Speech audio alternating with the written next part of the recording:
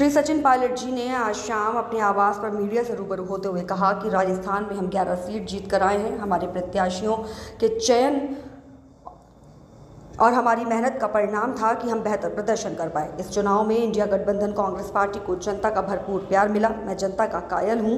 भाजपा को चिंतन करना चाहिए। इस चुनाव का संदेश भाजपा और एनडीए के खिलाफ है। राजीव गांधी जी 1984 के चुनाव में 5 साल बाद चुनाव हुए तो कांग्रेस के लगभग 200 सांसद जीत कर आए थे। उस समय राष्ट्रपति ने कहा कि राजीव गांधी जी, आपके दल को सबसे ज़्यादा सांसद जिताकर जनता ने भेजा है, बहुमत नहीं मिला, आप 400 के आगे 200 हो गए हैं, लेकिन सबसे बड़ा दल आपका है, आप सरकार बनाएं। 1979 में राजीव गांधी जी ने कहा कि ये बात सच है कि मेरा दल सबसे बड़ा है, बाकी सेकंड नंबर पर बहुत दूर का दल है, लेकिन जनादेश मेरे खिलाफ है। उन्होंने नैतिकता का परिचय दिया और कहा कि मैं सरकार नहीं बनाऊंगा क्योंकि जनता ने मेरे खिलाफ वोट डाला है और किसी को सरकार बनाने का मौका देना चाहिए। आज क्या हो रहा है? 303 आपके सांसद थे, 70 सांसद कम हो गए। तो नैतिकता का जो पैमाना 1979 में तय किया गया था, उस पर चलना चाहिए। नीट के मुद्दे पर श्री सचिन पायलट जी ने कहा कि यह एक गंभीर मुद्दा है कि समय से पहले परिणाम घोषित किए गए हैं और जो अंक नहीं आने चाहिए थे वे आए। बाद में इस पर सफाई दी गई। कहीं ना कहीं इसमें गड़बड़ी है, इसकी निष्पक्ष जांच होनी चाहिए। नौजवानों के भविष्य के साथ खिलवाड़ हम बर्दाश्त नहीं करेंगे। जनता पार्टी को एक आत्मचिंतन करना चाहिए। मैंने कल इस बात को कहा था। सन 89 में जब राजीव गांधी जी प्रधानमंत्री थे, चुनाव हुआ था, तो उनके पास वो अकेले ऐसे प्रधानमंत्री जिनके पास 400 सांसद थे। जब चुनाव 89 का हुआ तो वो लगभग 200 पे हम लोग आ गए थे। उस समय राष्ट्रपति ने राजीव जी को कहा कि आप सबसे बड़ा दल हैं, आप सरकार बनाइए। तब राजीव गांधी जी ने कहा था कि मैं सबसे बड़ा दल है हमारी पार्टी कांग्रेस, लेकिन ये मैंडेट मेरे खिलाफ है क्योंकि मेरा संख्या बल कम हुआ है। उन्होंने सरकार बनाने से मना किया। उसके बाद अगले दल को राष्ट्रपति ने मौका दिया सरकार बनाने का। वो नैतिकता का परिचय दिया था क्योंकि सरकार में होने के बावजूद, सबसे बड़ा दल होने के बावजूद, उनको लगा कि जनता ने मेरे एमपीज कम करे हैं, मैं सरकार बनाने के लिए अभी तैयार नहीं हूं। ये उस समय की बात थी। आज परिस्थिति बदल चुकी है। अंत में क्या होगा मैं नहीं जानता हूं, लेकिन इस चुनाव का जो संदेश है वो निश्चित रूप से भाजपा और एनडीए के खिलाफ रहा है। जेडीयू ने आज अग्निवीर का मुद्दा उठाया। पूरी तरीके से साफ है। कांग्रेस ने स्पष्ट कहा था कि हम सरकार बनाएंगे तो अग्निवीर को सिरे से समाप्त करेंगे, पुरानी भर्ती को चालू करेंगे।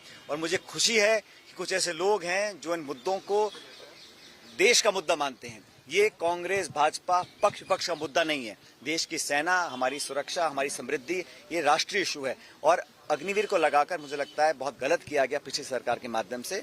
और कोई दल, कोई नेता, कोई व्यक्ति अगर अग्निवीर को समाप्त करने की बात करता है तो मैं तो उसका स्वागत करता हूं, क्योंकि कांग्रेस पार्टी का स्टैंड ही था कि हम लोग अग्निवीर को समाप्त करें। क्योंकि नौजवानों को, जिनको देशभक्ति की भावना से प्रेरित होकर सेना में जाने का शौक है, उनको सिर्फ 4 साल आप नौकरी करा के रिटायर कर देंगे और पूरी सारी भर्ती बंद कर देंगे। इसको हमने बहुत गलत माना था उस समय भी। और कांग्रेस का स्पष्ट स्टैंड था कि हम अग्निवीर को सरकार बनने के बाद समाप्त करेंगे। तो अगर कोई दल और कोई नेता इसके अग्निवीर के विरोध में बात करता है तो उसका मैं तो स्वागत करता हूँ। अच्छा, पूरी राजस्थान में स्टॉक मार्केट को लेकर एक बड़ा स्कैम बताया। स्टॉक मार्केट को लेकर इसकी पूरी जांच आज राहुल जी ने जो बोला है उसकी तथ्यात्मक जांच होनी चाहिए।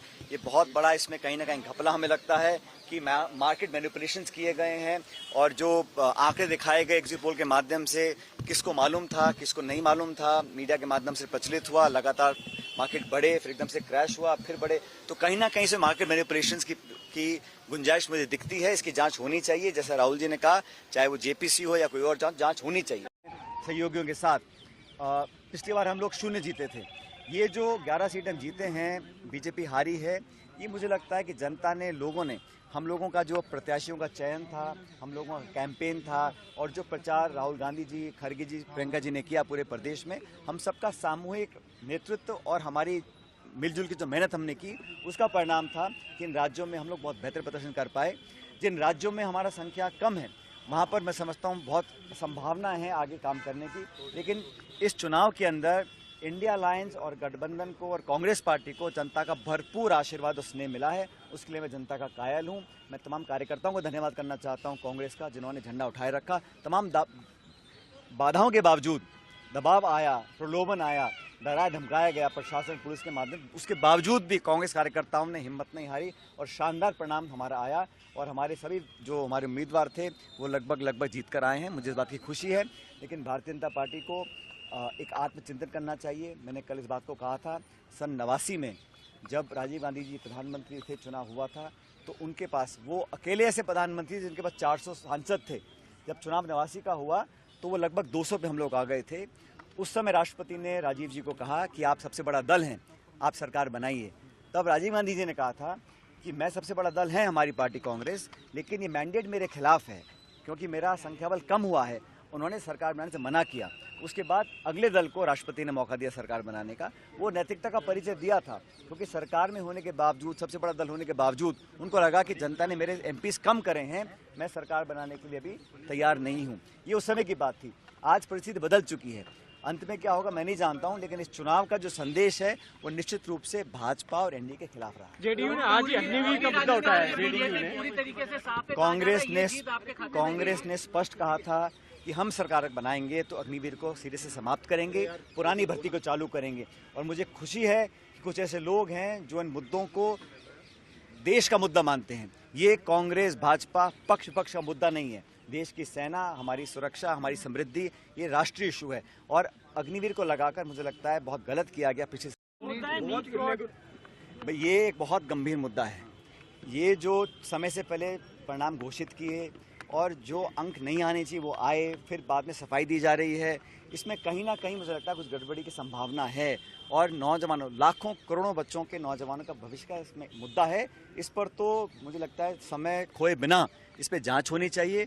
ऐसा संभव नहीं है कि जो अंक मैं देख रहा हूँ वो संभव नहीं आना। उसमें मार्किंग का जो प्रोसीजर है उससे भिन्न होकर यहाँ पर अंक दिए गए हैं। तो कहीं ना कहीं इसमें मुझे लगता है गड़बड़ी हो सकती है। इसकी कोई भी एजेंसी हो उसकी पूरी निष्पक्ष जाँच हो। मैं हमेशा कहता आया हूँ, नौजवानों के भविष्य से खिलवाड़ करने का अधिकार किसी को नहीं है। कोई दल, कोई नेता, अधिकारी, अफसर कोई भी हो।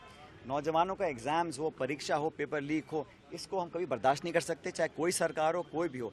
मैं तो हमेशा नौजवानों के हितों की पैरवी करता आया हूँ, करता रहूँगा।